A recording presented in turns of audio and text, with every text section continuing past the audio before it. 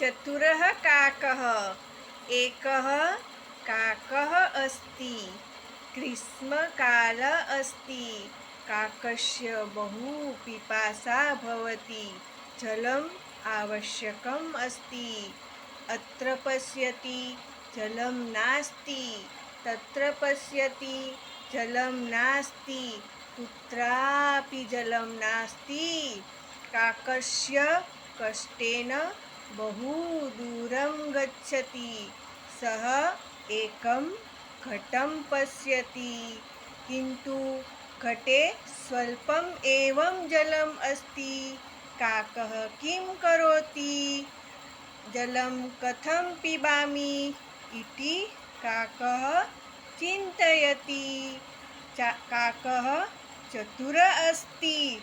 सः एकम् उपायं करोति। शिलाखण्डम् आनयति, घटे स्थापयति।